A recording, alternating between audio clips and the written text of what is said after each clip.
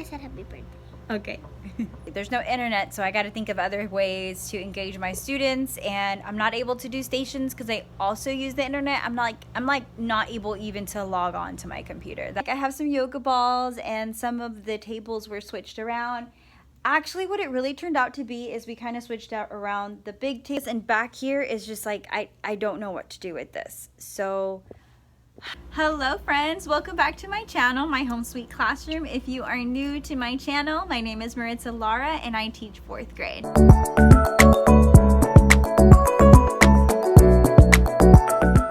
I am so glad you're here joining me in my community. It means so much to me, all of your support and all the kind words you guys share with me, and how helpful I'm being out in the community of teachers and students and just making a difference in the world.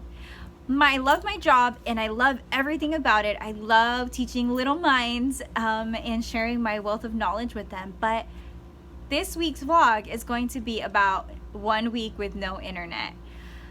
Whew, it has been an interesting week. Today is actually Thursday and I am just like blown away with how much I actually use technology in my classroom.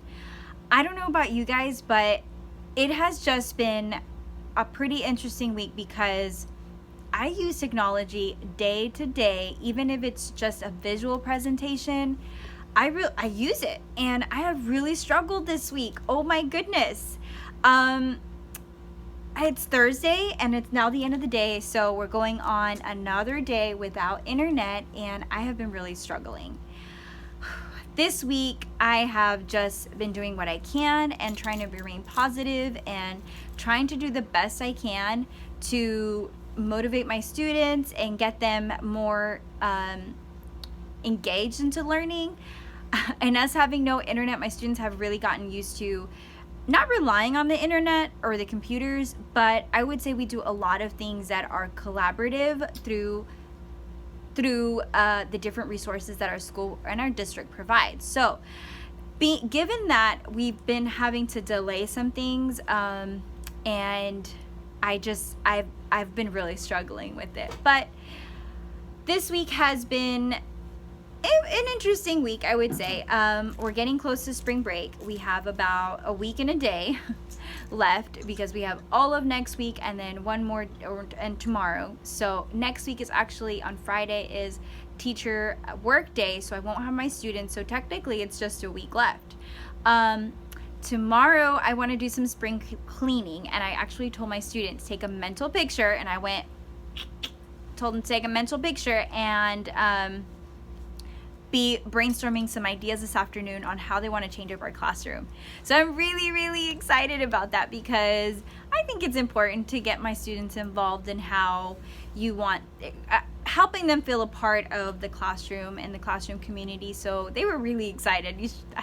Their faces were priceless. They were like, we get to pick how we want the classroom. So I was like, wait, hold on. We'll brainstorm together, bring in your ideas, and then we'll move some things around. Some of them started shouting out some themes. I'm like, no, we're not changing the theme of the classroom.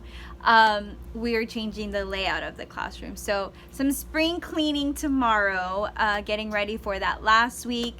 Next week, I really want to focus on engaging activities and just more hands-on.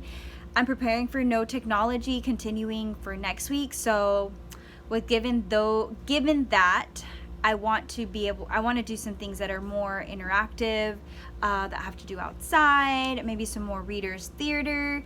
So I kind of just brainstorming some ideas and thinking of what I can do to get them excited and pumped, because I just know they're going to be so excited about spring break, and who isn't really?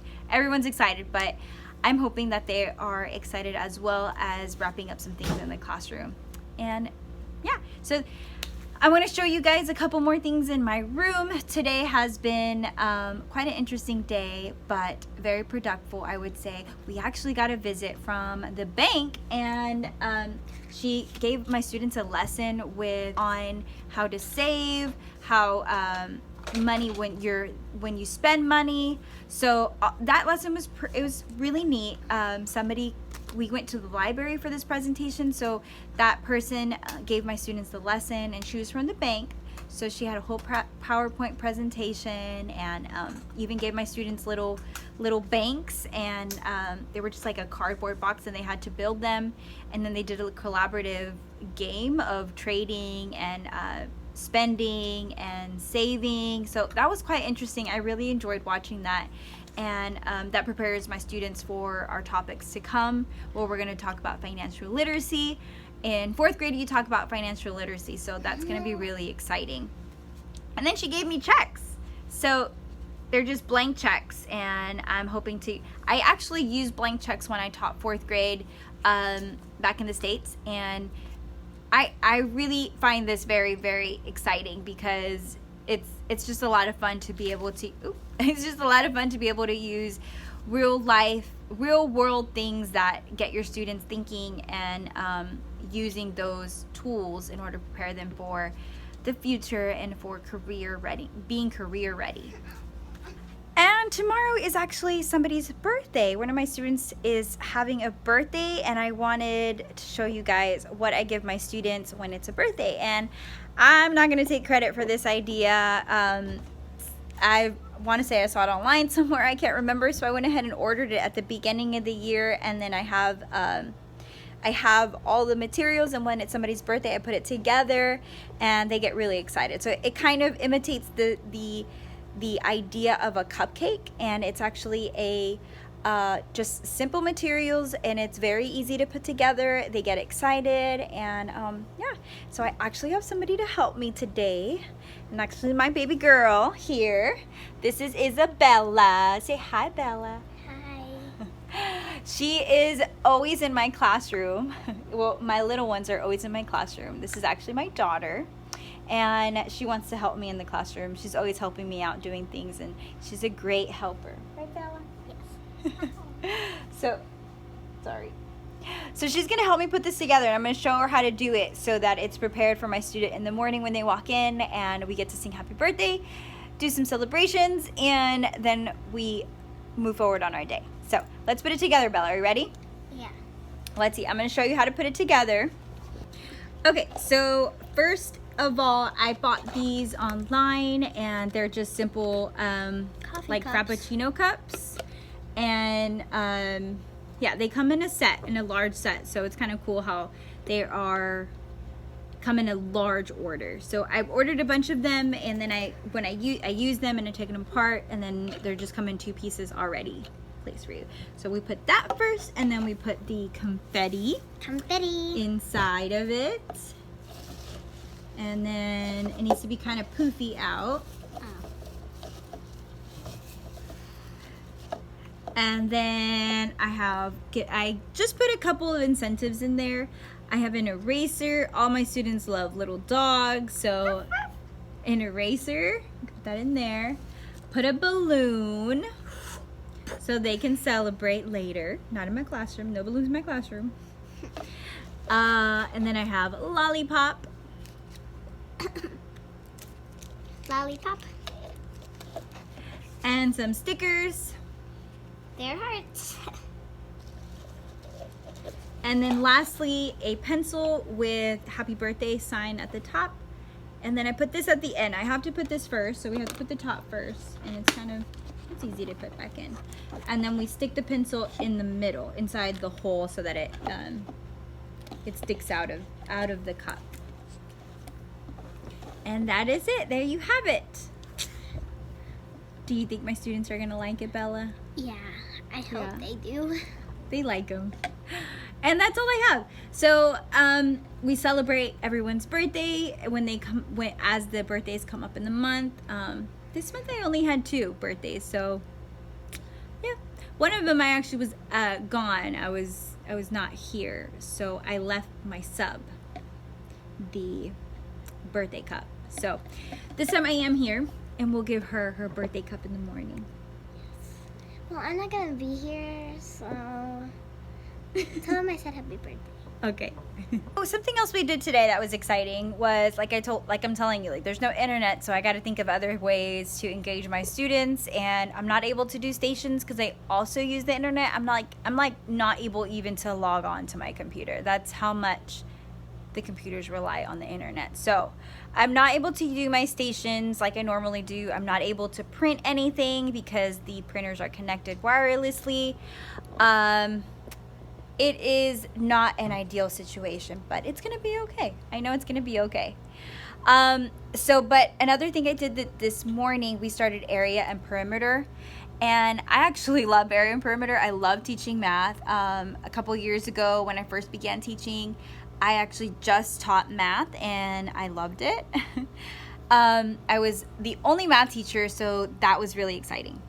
Anyways, so today I started on area and perimeter, and I have an anchor chart I can show you, but it's a hot mess. Like, it's pretty messy. This is what my anchor chart looks like. It doesn't, I usually don't do anchor charts. I have them in my composition book, and then I project it on the smartboard, and that's pretty much my anchor chart. I make it all colorful and pretty, but because of my limited wall space, as you can see here, I have limited wall space. I don't really have room for like a whole big anchor chart, so I usually have my notes and anchor looking charts in my interactive journals, and that's how I project my notes in the classroom. But this is what I had today: area and perimeter. I have the definition, some examples, the formula, and then again the area down here, the examples, and then the formula at the end.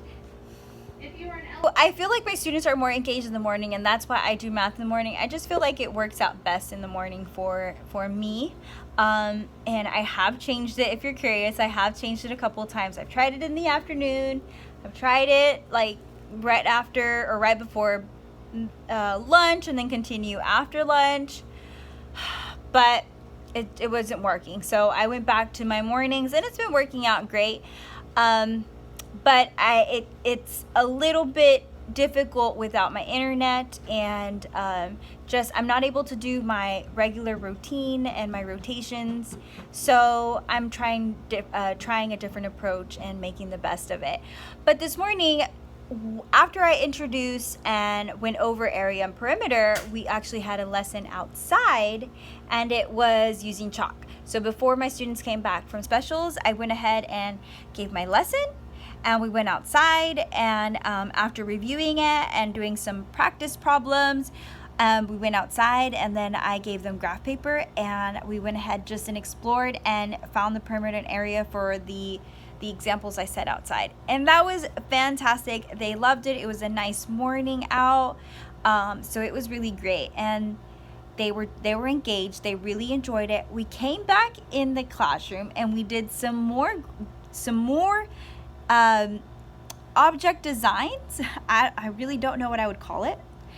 I need to think of a name for that, speaking of that. But anyways, we came back inside, and I had them draw out a design or a model, or they had to come up with something that they wanted to draw, and it had to fill up each square. I gave them some rules to it, but they had to fill up each square, and then some of them did a heart and then their name. Some of them did like a whole castle theme. Others did, I'll have to show you guys when they bring it back tomorrow. I assigned it for homework because they didn't quite finish it, but we're actually going to be using it tomorrow for combining areas. And that will be kind of an interesting lesson because it's a little bit more challenging. They were like, oh, we already did this in 2nd grade or in 3rd grade. And I was like, oh, I know. But this is just the beginning. Oh, I know. So it's going to be an interesting lesson tomorrow, especially using a design they created. And then I have some other things up my sleeve for next week that I'm really excited about, because if you've been following my channel, I am all about the project-based learning experience, and I know there are some really great ideas out there that I'm going to put in my pocket and bring them out in my classroom for area and perimeter. So that's going to be really exciting. So don't forget to continue watching for next week's vlog and looking at what we're going to do for project-based learning with area and perimeter. So I'm going to end the day here. it has been nice reflecting with you guys and sharing with you guys my day and really my week, how it's really been. But I'm gonna end it here, and I will see you guys tomorrow. I want to share with you guys what they came up with and how our classroom is gonna look like tomorrow. I'm really, really excited on how it's gonna turn out and what ideas they come up with, and just doing it together. I am super, super excited about it. I really don't know why I'm so excited about it.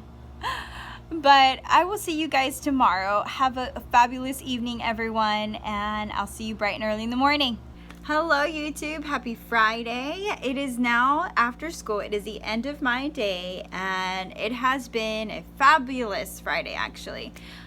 We've gotten lots of things done, and we did our spring cleaning. They came in to school with so many great ideas for the classroom and changing up the furniture, and I'll show you guys in just a minute what we did to change up the room. And I know I haven't done like a preview of my room before, but I'll give you guys a little bit of an idea of how I moved around my classroom furniture.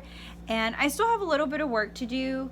I want to still organize some things, and because I have what I call smart seats, which is the flexible seating, I want to still think about some things that I need to change around before I make it a definite, this is how I want it to be. So we ran out of time and we had to go for dismissal, so I'm still kind of doing it to like a work in progress. But it was a fantastic day. Got lots of done. I want to show you guys and share with you what I did for writing. I made my anchor charts, and I have here my anchor chart for the we're working on narrative writing, and I have here the body of events, and I went ahead and told them about the narrative writing introduction, and then I talked about the body of events. Today we worked on the introduction, which is grabbing the reader's attention, and this is what my anchor chart looks like. So I talked about the purpose, and then I talked about how we're going to grab the reader's attention, and then we talked about how and what to include into the main idea, which is that part of that paragraph. This went really great. I explained to you guys before in a previous vlog, how I changed up my method of teaching narrative writing, and I found this really great lesson on it, and we've been following with some of the activities on there, and they have been so great for grabbing the reader's attention. I used pictures, and then they had to come up with how they would grab the reader's attention if they were to make a story from the picture. Some of them were like snorkeling, a picture of a guy working on a car. There was a picture of skiing. So all of those were really great ways to get my students to work together and think of how they would start and grab a reader's attention, and really got them going for when they were ready to put their writing together. So that's what we worked on today, and their introductions came out really, really great. I was very, very happy and excited that their writing was following through and coming along. So on Monday we'll work on the body of events, which is that other anchor chart that I showed you guys. And in reading, we're finishing up our week 3 of our text, and we'll be moving on to the next unit, and that is on more of a social studies read. So I went ahead and thought of this on the spot, actually, well, right before they came in for the lesson. But the lesson for today was to compare and contrast the theme in the stories for the short reads of the week. So we do a closed reading, and I gave my students the 2 stories, which was an excerpt from Hercules and a fairy tale story from and it was called Molly Whoopie. So I gave them a task to recreate compare and contrast. Their Venn diagram is what I meant to say. So I gave them a Venn diagram to create, and it looks like this. Let me show it to you guys, turn you guys around. So this is what the Venn diagram looks like. I cut out 2 circles, and I went ahead and folded them just a small piece. What they did was fold them and then put them in the middle. They are supposed to, right in the middle, the alike, and then write on the outside the difference. The different. Write on the outside the different. So for each story. Then when you close it, it becomes like a opening for the like kind of like a play. So they open it like this, and it's just like a peek of it. This is what they turned out to look like. I thought they turned out really great. As you can see, my students, they went ahead and took out pictures from the actual closed reading because they were in color. And then on the inside is their writing for the comparison between Hercules Quest and Molly Whoopie. And then they had to tell me the theme for each story. The theme went along with both of them. And then they alike in the middle and what was different on the outside. So I was really excited to see how it turned out and how much effort they put into it. There were lots of great brainstorming and thinking and collaborating as they were working through it. So I was really excited to hear their connections and how the theme went along with both stories and how they were alike and different. And they had to go find the text evidence. So they did a really good job, and I really like the way the Venn diagram is shown here, and how creative and detailed and how precise they were being, because they wanted it to look good. Of course, I put it up here in my if you give a fourth grader a pencil. So they were making sure that their art and their writing was on point. So now I'm going to show you my room. This is what my room looks like, and there is my son. Say hi. Oh, no, he has earphones on. He's not listening. So this is what the room looks like. I have some yoga balls, and some of the tables were switched around. Actually, what it really turned out to be is we kind of switched out around the big tables to go to the front, and then the smaller round tables to go to the back. What I've noticed is that I go around the classroom as I'm teaching. I don't really necessarily stay in front. Actually, I think I never stay in front unless I'm using the board, but most of the time I'm not. I have a PowerPoint or whatever it is. But I'm going around and helping my students, so I really don't stay in the front. So I think this works out really great. So I have here the small table and my yoga balls there. These will go here, and then this yoga ball will go in the bigger table. And then I have my desk, and it's kind of pushed to the corner because I don't really use it. And I do use my Elmo, so that's why I have my seat there. And then I only have 2 desktops, and the rest are laptops, and then we have a computer cart, so we don't really use that. Then I have back here my circle, my half moon table. I do use that quite a bit, and for my half moon, I actually have the little bench seats. So that's those, and then I also have bench seats here on these tables. And yeah, and then I purposely wanted to put the carpet further back before I had it in the front, and it didn't. I wanted somewhere my students to have space to work in, and not just, it was just taking up space. So I wanted to push the carpet back, and it worked out great because back here I have my stem, and then as you see, a perfect example of something I want to see, but of course doing their work. But then at the same time, like if they're ever in STEM, they can take their STEM and work on it at the carpet down here. And it won't be such an issue for them to like grab things and go places where it's disrupting the learning and learning environment of others. So I think that worked out really great in that corner. I think my library is still a work in progress. I'm not liking it too much, and it is back here. I have this table for a particular student who needs their own space. And then back here, I have my corner for the books in the library. I'm not too fond of it. So I'm kind of thinking about what I should do there. And then back here, I just have like an open space. This is where we enter the classroom. So it's still a work in progress. And back here is just like, I don't know what to do with this. So if you guys have any ideas on how you use your number bins other than cubbies. Like I don't have any cubbies. So I'm really trying to brainstorm what I could do. I don't know what to do. So I'll be working on that, thinking of what I'm going to do with that area. And I don't like clutter, so I'm still working on this kind of corner over here. But I do need that space. I do need the area for my manipulatives and just station stuff that they access. So I'm still thinking about that, but everything else pretty much will stay the same. I'm thinking about moving my desk, maybe going this way, but I do like how it's like an open space back there because they do like to come and visit my desk and come talk to me, and just how it's open and it's not in the way of anyone. So I do like that part. But other than that, I'm liking the layout so far, and it's kind of just just to mix things up right before spring break. We have 1 week left.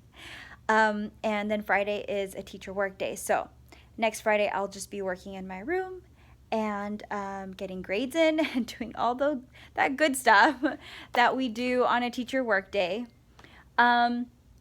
But yeah, next week should be quite interesting. I hope this layout works well for my students and gets them excited. We will be doing a lot of engaging projects next week. So I can't wait to show you guys that. So I'm going to go ahead and clean up my classroom and reorganize a couple things before I have to get going. But I definitely don't want to leave my room a mess before I leave for the weekend. So I'm going to go ahead and do a couple things in the classroom, and then I will then pack up my things. So just going to reorganize my books as well, put out some new books for starting the month of April, which is poetry. And also I want to put out books for military, the month of the military child is what it's called. And since if you are new and you don't know, I work for a school that serves military children because it is on base. So I do want to recognize and put out and make sure my students know that it is the month of them, about them. So I want to put out books for the military child and poetry books. So I'm going to do a couple things in my classroom and see how it turns out, and hopefully it looks a little bit cleaner than it does right now.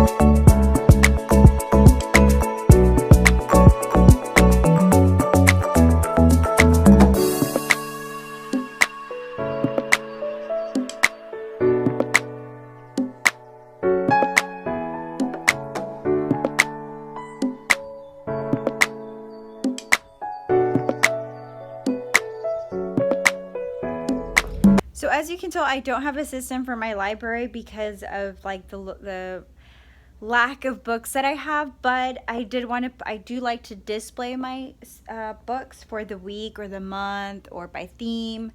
And this week I have some books here for poetry, and then I have books for related to like war, related to like military, anything to do with that. So I have that. This one's The Grandfather's Journey, The Legend of the Sleepy Hollow, Where the Sidewalk Ends. I love this one. Days Like This. That's also another poetry book. And then back here I have War Dogs. This kind of goes with our narrative writing as well. It's in the perspective of the dog. This one is Nurse Soldier, about the spy Marissa Moss. And this one is America, a Patriotic Primer.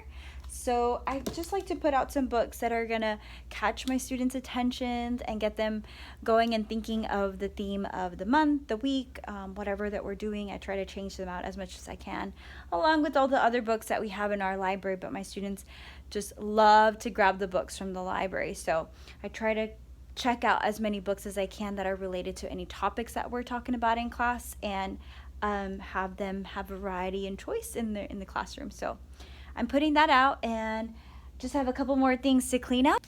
Don't forget to like and subscribe this video. If you are interested in watching any of my other videos, don't forget to visit my channel. And I will see you guys in the next one.